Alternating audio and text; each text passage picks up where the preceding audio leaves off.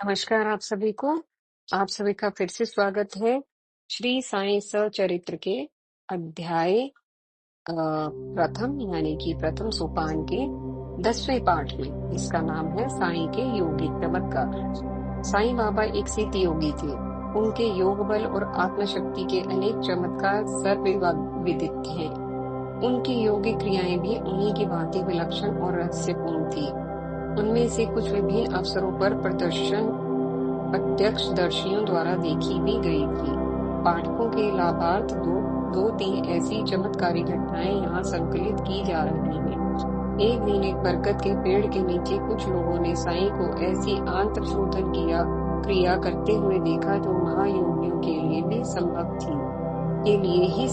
उन्होंने देखा बाबा ने अपनी आंतों को पेड़ से बाहर निकाला, उन्हें हर ओर से भली प्रकार स्वच्छ किया और वृक्ष की एक शाखा पर सूखने के लिए रख दिया। साईं सचरित्र के लेखक श्री गोविंदराव रघुनाथ दाभोलकर यानी कि हेमांड पंत के अनुसार इस घटना की पुष्टि करने वाले सज्जन अभी भी शिरडी में जीवित हैं। उन्होंने इस सत्य की परीक्षा भी की थी। इसी प्रकार एक सज्जन असमय में बाबा के दर्शनार्थ द्वारिका माई मस्जिद पहुंचे तो स्तंभ रह गए। बाबा के शरीर के टुकड़े मस्जिद में विभिन्न स्थानों पर पड़े थे।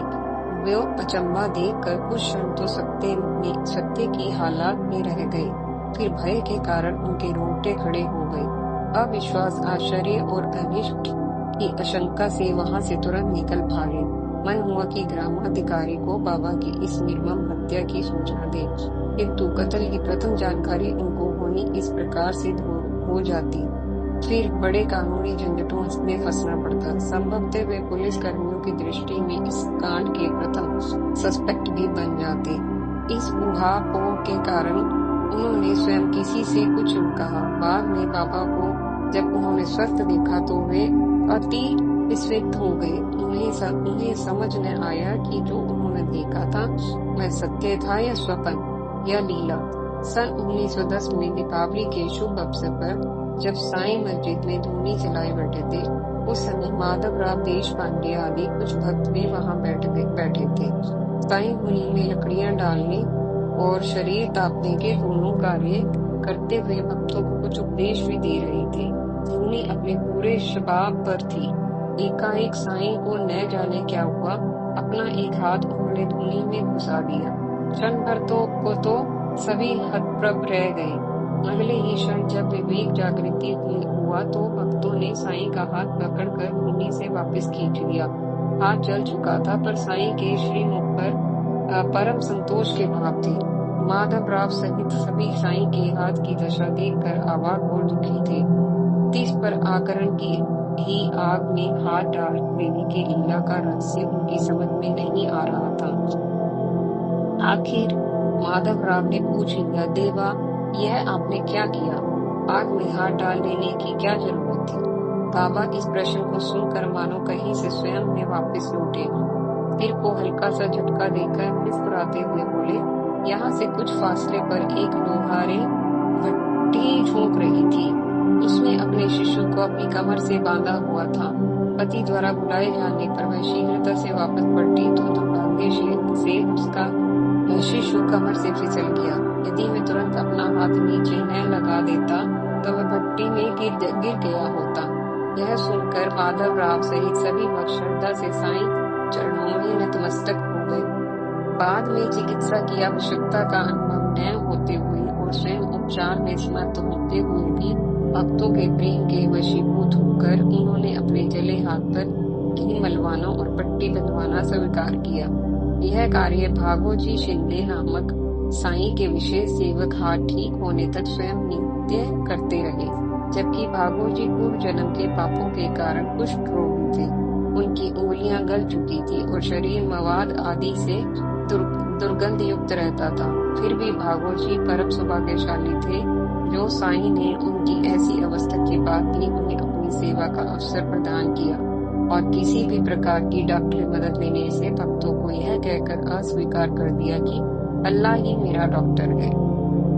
विश्लेषण: सूक्ष्म योगी क्रियाओं में षटकर्म, नीति, नौली, धोती, बस्ती, त्राटक तथा कपालभाति, भस्त्रिका, अग्निसार क्रियाएं आती हैं।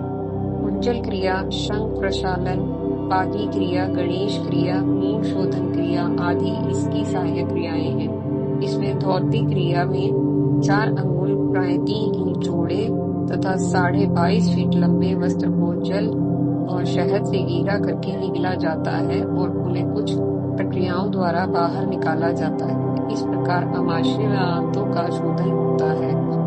यह अंत शोधन की प्रयोगी प्रक्रिया है, परंतु प्रथम घटना में साईं बाबा ने अंत शोधन की जो तकनीक अपनाई वह सामान्य स्तर के योगी के लिए स्वप्न में भी संभव नहीं है।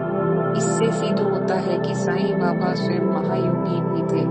उदास वायु को नियंत्रित करके वमन क्रिया द्वारा आंतों को पेट से बाहर निकालना और उन्हें पेट में व्यवस्थित ढंग से डाल पाना किसी महायोगी के लिए ही संभव है या फिर किसी अच्छे शल्य चिकित्सक के लिए। जैसे कि सुश्रुत संहिता में आंतों का अभ्यंग यानी कि तेल मालिश करने के लिए आंतों को उदर से बाहर निकालकर स्नेह सिक्त करके उन्हें उदर में व्यवस्थित करने का प्रसंग भी आता है।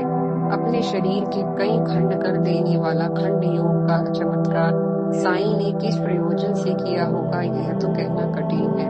तथापि एक सामान्य तर्क के आधार पर अपनी देह के प्रति अपना ममत्व समाप्त करने के अभ्यास का यह एक अंग मालूम होता है।